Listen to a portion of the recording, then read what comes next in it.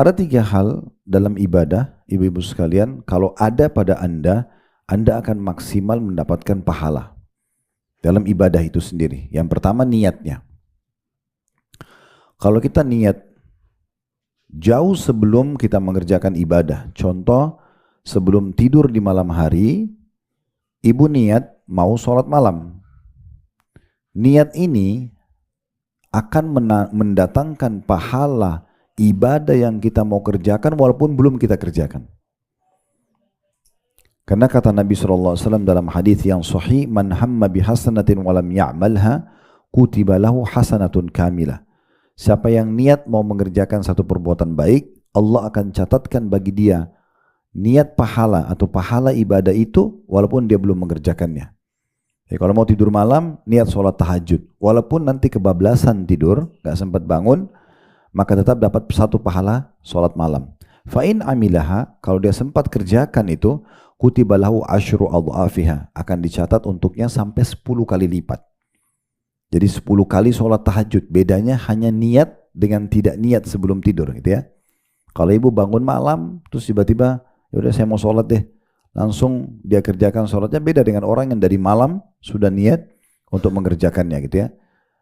Akan dicatatkan baginya 10 kali lipat pahala. Tadi kalau kita kasih contoh sholat malam, berarti 10 kali sholat malam, ila sab'amiyah di'fin ila adha'afin kathira, sampai bisa 700 kali lipat dan kelipatan-kelipatan yang banyak. Jadi perbaikin niat. Jadi kita bagaimana mendahului semua itu dengan niat. Jadi sekarang kita niat, nanti kalau Ramadan datang, saya mau maksimal ibadah. Nah itu niat. Bahasa kita sebenarnya itu supaya mudah difahami, sugesti. Ya, sugestinya gitu ya. Dan juga niat ini tidak boleh terkontaminasi dengan urusan dunia atau manusia. Biasa kalau kontaminasi dengan dunia atau manusia ini bisa riya atau ujub. Riya itu pamer karena manusia, ujub itu berbangga-bangga. Karena kalau dua hal ini ada bisa merusak keikhlasan kita. Ya, itu. Kata Nabi Muhammad SAW, al-yasiru minar riya syirk. Sedikit saja riya sudah syirik. Sedikit aja hanya mau dipuji oleh orang, mengerjakan ibadah karena itu, ya. Misalnya nanti ibu mau buat program buka puasain orang, terus kemudian niatnya memang untuk itu, untuk dipuji oleh tetangga, oleh keluarga, oleh lingkungan setempat, maka hilang pahalanya. Walaupun hanya terlintas sejenak ya, atau sepintas saja. Jadi perbaiki niat dan juga tuluskan karena Allah Subhanahu wa taala. Ini sebab diterimanya amal. Kata Nabi SAW dalam sebuah hadis yang sahih, Inna Allah la yakbalu amalan illa makana khalisan diwajhi. Allah tidak akan menerima amal kecuali yang ikhlas karenanya. Nah ini yang pertama ibu jadikan bahan bakar untuk supaya nanti maksimal menyambut Ramadan dan beribadah. Niatnya harus baik, benar gitu ya. Karena Allah SWT. Yang kedua, ya, ibu marketingkan. Maksud marketing ini dipromosikan Ramadan itu. Mulai kita cari cuplikan-cuplikan ustadz-ustadz kita tentang Ramadan. Hadiri majelis ilmu seperti ini dan pada saat diizinkan sama panitia undang orang. Atau misalnya ibu mengetahui ada satu pengajian tentang Ramadan, kemudian hadir misalnya. Nah itu kita iklanin juga kepada teman-teman di grup. Kita seperti sedang memarketingkan itu dengan tujuan ada yang mudah-mudahan ada yang nyantol nih untuk datang tuh mendengarkan ilmu gitu kan, atau melihat cuplikan tersebut. Jadi nanti itu akan membantu kita melipat gandakan pahala yang tadinya misalnya 30 hari puasa Ramadan, tapi karena ada orang satu aja misalnya nyantol, dia sempat lihat cuplikan ceramah yang kita kirim atau artikel, atau kita sempat ada pengajian lalu dia hadir, dan ternyata dia nyantol, dia jadi semangat sambut Ramadan, maka kita dapat 60 pahala Ramadan, karena pahala dia kita dapat, kita akan menyebabkan dia termotivasi gitu ya. Nah kita marketingkan, itu kalau 1, kalau 10, kalau 100, kalau 1000, berapa banyak pahala yang kita dapatkan. Yang ketiga, kemasan, mengemas ibadah itu. Jadi kita harus bisa mengemasnya.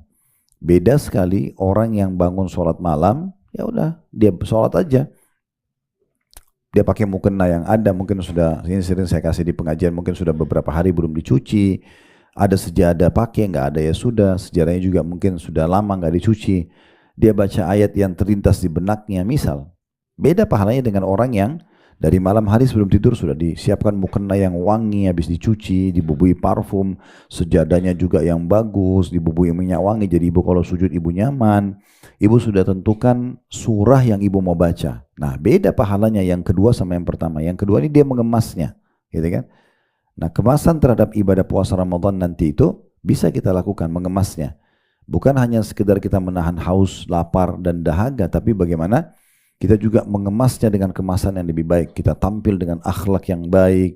Ya, kita menjauhi semua yang bisa merusak puasa itu. Ya, itu semua bagian daripada kemasan, seperti orang tetap berdusta atau dia buat kemaksiatan misalnya selama puasa, itu kan semua mencoreng. Bahkan ada di antara dosa-dosa tersebut yang bisa membatalkan puasa, gitu ya. Seperti sabda Nabi SAW, "Man lam yada' qawla zuri wal amala bi falaysa lillahi hajatan min fi an yada' ta'ama wa syarabah."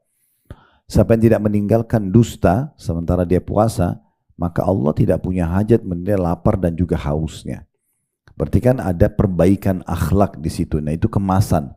Jadi kita betul-betul menjaga diri kita, bukan hanya rasa lapar dan haus, tapi juga dari sikap kita, ya. Semua ikut berpuasa, matanya berpuasa, telinga berpuasa, lisan berpuasa, kemaluannya berpuasa, semua. Bukan hanya sekedar perut dari lapar dan haus. Nah, itu juga termasuk kemasan dalam masalah puasa.